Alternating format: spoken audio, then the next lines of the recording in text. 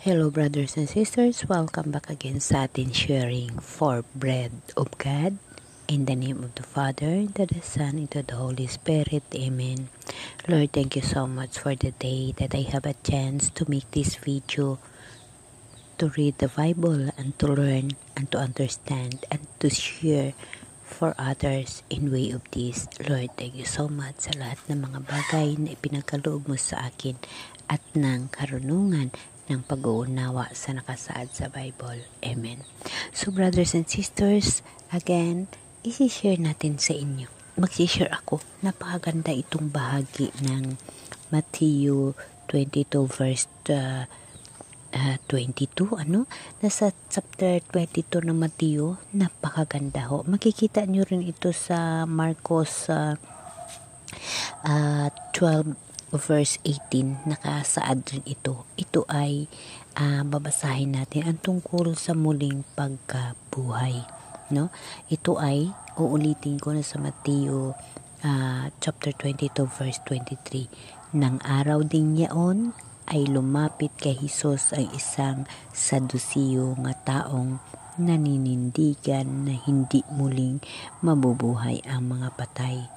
So ito sa brothers and sisters ay kasaad dito tungkol sa kung paano mabubuhay ang isang patay, at ang mga tao noong unang panahon ay hindi naniniwala. So ipagpatuloy natin. Sinabi nila, Guro, itinuro po ni Moises na kung mamatay na walang anak ang isang lalaki, ang kanyang kapatid ay dapat pakasal sa balo upang magkaanak sila para sa namatay.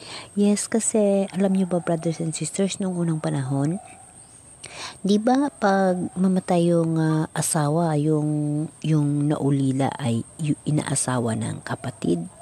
Tapos nakalagay din yung nagsisiping yung mga may mag-ama, may magkapatid. Noong panahon, ganun ang nangyayari.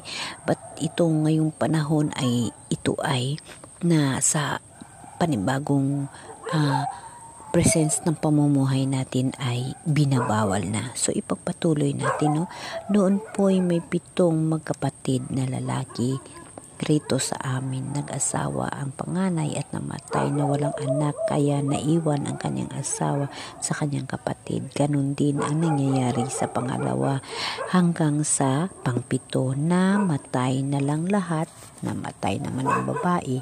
Ngayon, sino po sa 7 ang magiging asawa niya sa muling pagkabuhay, mang siya'y napangasawa nilang lahat?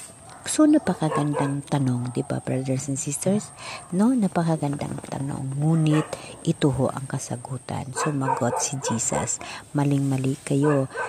Palibasay, di ninyo alam ang kasulatan ni ang kapangyarihan ng Diyos, sapagkat sa muling pagkabuhay ang mga tao ay hindi na mag-aasawa.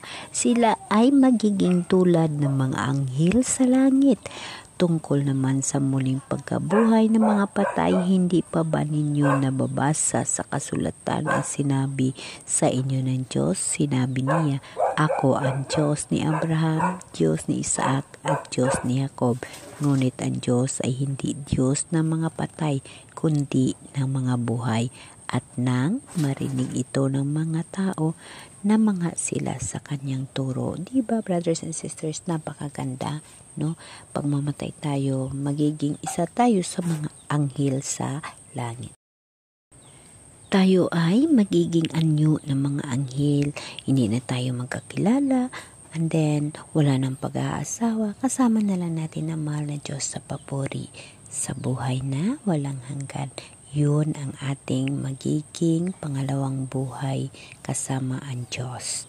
Kaya, brothers and sisters, kaya nga nagkakaroon tayo ng kautusan o pag-uunawa na huwag mo nang pangarapin ang pangalawang pagkamatay. Ngayon nabubuhay tayo, brothers and sisters, ngunit tayong lahat mamamatay sa paghukom ng ating mahal na Diyos, at yun ang ating ikalawang pagkabuhay.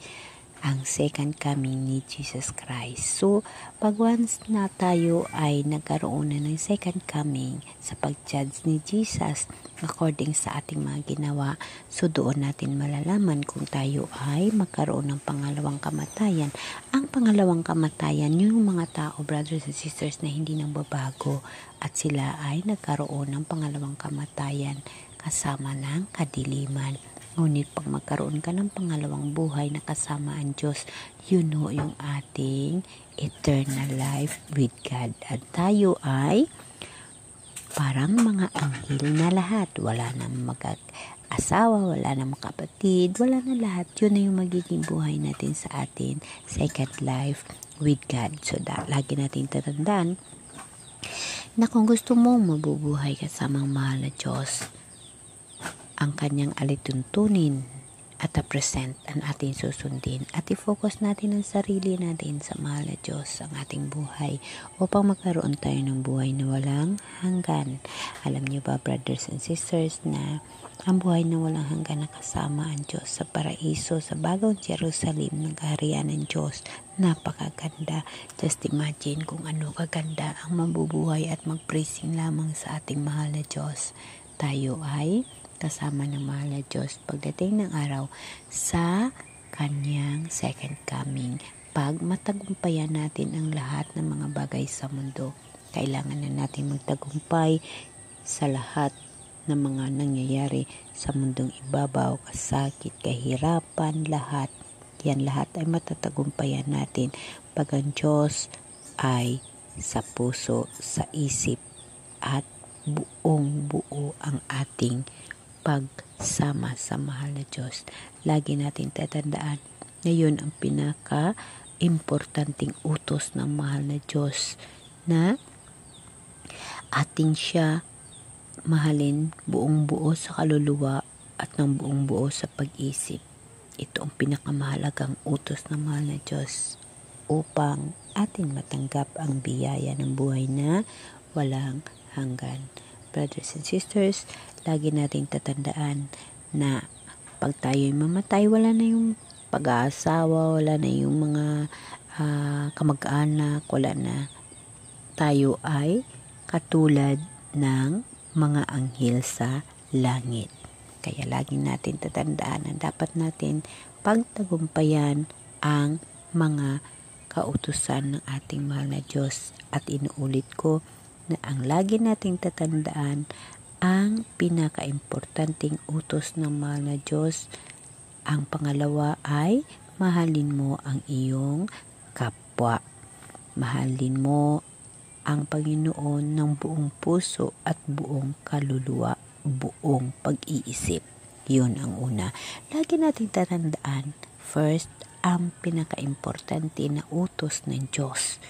Mahalin mo ang Panginoon ng buong puso, buong kaluluwa at buong pag-iisip. Pangalawa, mahalin mo ang iyong kapwa kagaya sa iyong sarili.